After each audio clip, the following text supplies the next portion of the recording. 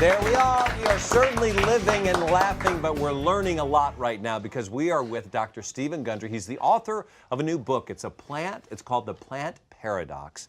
We are discussing hidden dangers of healthy foods. What world am I living in? I know. I'm so confused. Wow. Our mind is blown. I know, right?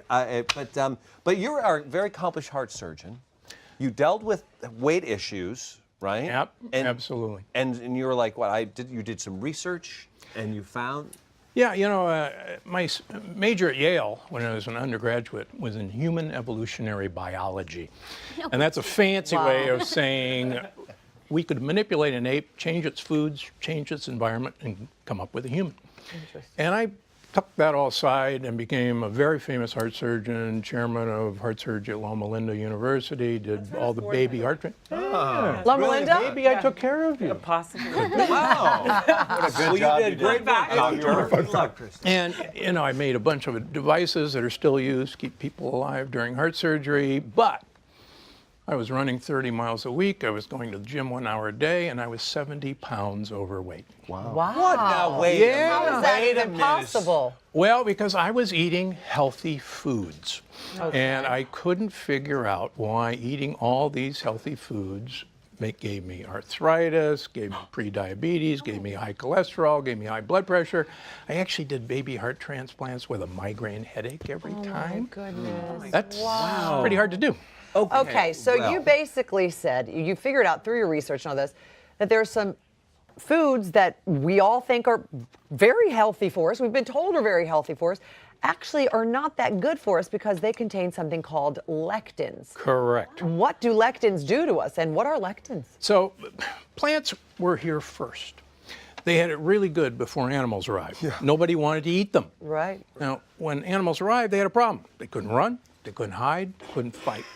But they're chemists of incredible ability.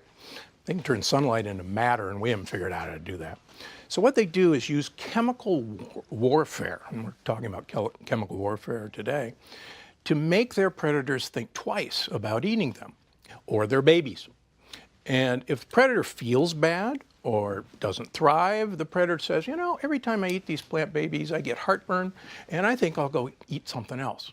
The plant wins, the animal wins, everybody's happy. Except the other plant that he went to eat. Right, exactly. No, and that one's going to have to start developing lectins at some point as well. That's exactly right. That's years down the road. It's actually chemical warfare.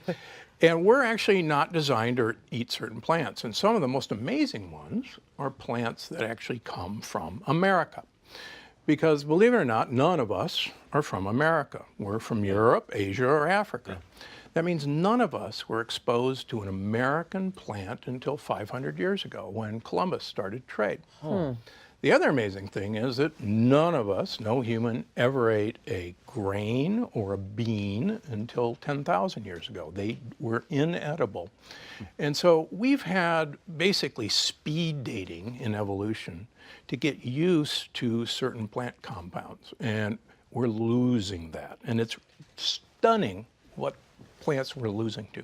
So let's go back to lectin itself. What is this? Is this like a thing that the plant... It's a protein. It's a protein. It's a protein that the plant uses to, if you will, act like an incoming guided missile attack on their predator. Now, the original predator was an insect, and the idea was to paralyze an insect, and it actually hit the nerves of the insect.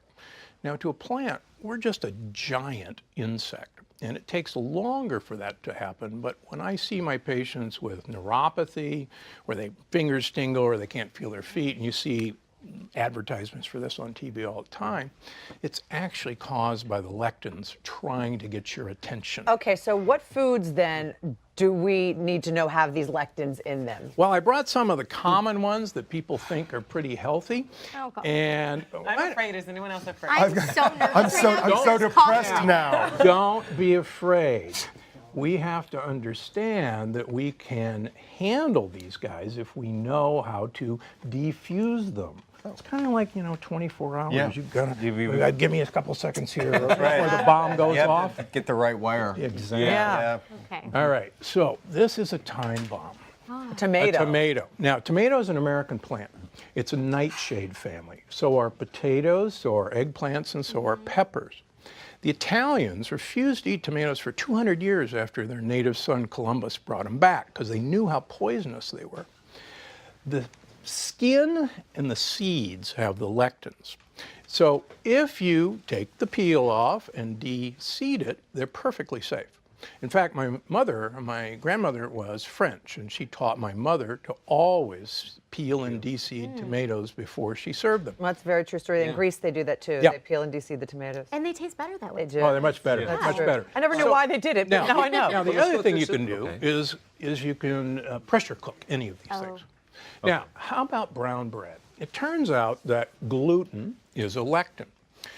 But gluten is actually a very minor lectin. In fact, there are far more important lectins in the hull of the grain. Now, for centuries, we've been throwing the hull away. We've been eating white bread, and we've been eating white baguettes, and we've been eating white pasta, because we've been throwing the lectins away.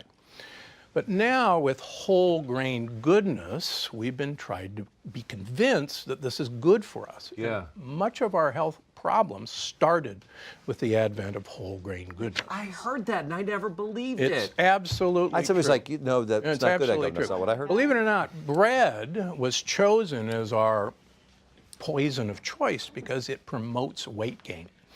And as you'll find in the plant paradox, things way back when that promoted weight gain was a great idea because there wasn't much to eat. Right, exactly. You had to store the food. The other thing that promotes weight gain is beans. Beans are so toxic that the CDC, the Center for Disease Control, says 20 to 30% of all food poisoning in the United States is caused by the lectins in undercooked beans. Absolutely. What, you know, 5 raw kidney beans will kill a human being in 5 raw minutes. kidney 5. beans. Well, 5. you know what? Whatever you do at home, do not eat don't raw do kidney that. beans. Yeah. Listen, this is This has such been an done. interesting topic, and this is so controversial. I know people at home right now are saying, I cannot believe what I'm hearing. We're going to come back, and we're going to continue this conversation. Don't go to the pantry yet. Wait till Do you- not eat the kidney beans raw, whatever you do. Oh my God, I never. Welcome back, everybody. We are talking with Dr. Stephen Gundry. He's the author of this amazing book, The Plant Paradox. I'm going to go home and board up the pantry. Right, No one's throw allowed everything in there until out. I sort this whole thing out, because the next thing on your list of knots are cashews. Yeah. We've always been told I cashews are love super healthy, even cashews. healthier So than do I. peanuts. Cashews are not a nut. Oh. Cashews and peanuts are actually beans. They're the legume family, and they're from America. Cashews are one of the most inflammatory foods that have ever been discovered. The Amazonian Indians always take the cashew off the fruit and throw it away because they know how dangerous it is. The dermatologic literature is full of stories of skin rashes and breakouts and lupus from eating cashews. Believe it or not, peanuts have been shown to cause colon cancer. Yeah, and if you want to cause That would mean heart- peanut butter then as yeah, well. Exactly. Yeah, I think- If you want to cause heart disease, peanuts and a lectin in brown bread called wheat germ agglutinin are the 2 best ways to cause atherosclerosis, heart disease. 2 best ways. Okay, let me ask So you no something more then. peanut butter Oh, no. and Take it away tomato from the kids. All right, look. on brown bread. Peanut butter and tomato sandwiches. brown bread. Oh, That's honey, the if that's bad what you're eating. combination. And don't put But beans on them, whatever you peel do. the tomatoes. But you can use walnuts, you can use macadamia nuts. Almonds? Almonds, if you peel them. The skin actually has a lectin. Okay. So blanched almonds, or macaroni almonds, fantastic. Those are beautiful. Okay. Explain to me then. So you did all this research. You were 70 pounds heavier. You were going to the gym. You were hiking. You were running. Nothing was working for you. What did you change? What did you stop eating, and what did you start eating? Well, I met a guy who I call Big Ed in my first book, who reversed his inoperable coronary artery disease with changing his diet and taking a bunch of supplements from the health food store. And he started to explain this diet to me. And I said, wait a minute. This is my research that I did at Yale. So I called my folks who live in San Diego and say, hey, do you still have my big old research project? And they say, oh, yeah, it's here in the shrine. And I said, send it up to me. So I said, oh, my gosh, this is what I know, but I've never done. So I started eating how we were designed to eat. Like what? Basically, we're designed to eat leaves, nuts, and a lot of oil from olives, from avocados, from coconuts. And we're designed to eat what are called polyphenols. Polyphenols are good plant compounds that actually de-age us. My research has shown that it actually makes, de-age. We I all like look that. forward. Keep talking. We were all, do you see us all reading? There's chocolate and coffee Come right again, here. doctor? Yeah. So my research has shown that olives, coffee, dark chocolate dilates your blood vessels. It actually reverses heart disease. Believe it or not, coffee drinkers have far less Alzheimer's disease than non-coffee drinkers. Really? And Turkish coffee drinkers actually have the best looking arteries of any.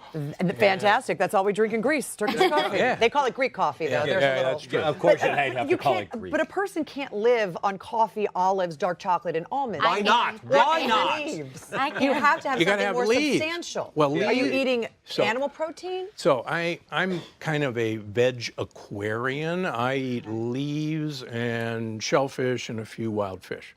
But most of the food I eat are actually plants. But they're plants that you and I have been designed to eat for millions and millions of years. And they're basically leaves. Plants don't have a big defense system in their leaves. They'd like you to eat their leaves and leave their babies alone. So the whole book is about knowing how a plant decided to treat its predator.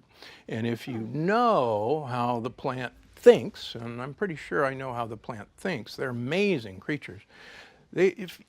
If an insect starts eating a leaf on one side of a tree, within 10 minutes, the other side of the tree will quadruple its production of lectins. It gets a text message from the other side, hey, bro, So it's got some sending squatters over messages, here. That's right, talking to each yeah. other. That's fascinating. Wow. That is fascinating. That is unbelievable. And here's my final tip. The Yeah. only purpose of food is to get olive oil into your mouth. The more you approach that, there's beautiful studies in Spain taking 65-year-old people, putting them on a liter of olive oil per week. A liter. A liter? That's 12 tablespoons a day. And comparing it to a low-fat Mediterranean diet, at the end of 6 years, the olive oil group had better memory than the low-fat diet group, but for women, they had a 67% less incidence of breast cancer than the low-fat Mediterranean diet. And how do they do? Just consume it? They drink it. They drink it. The only purpose of food is to get olive oil into your mouth. Listen, Regular olive oil. Well, if you Sophia cook with Loren it- bathes in it. Yeah. Oh, if- yeah. Sprays it on her face. Olive oil has some of the highest polyphenol content of any food. Even if you cook with it? Even if you cook okay. with it. That's a myth. Olive oil does okay. not denature know what? with cooking. Okay. This all makes sense. Popeye. Spinach and olive Bingo. oil. Ah, I'm telling you. Yeah. Since the beginning, if we just listened, Yeah. You're it so was proud of always in the yourself right now. subtext of our And look what Just listen. look what happened to Wimpy. Yeah. He was eating hamburgers all the time. Look at it. We're coming right back. Plants were here first, and they had it really good before animals arrived. Nobody wanted to eat them. Now the problem is, plants can't run, they can't hide, and they can't fight. But they're chemists of incredible ability.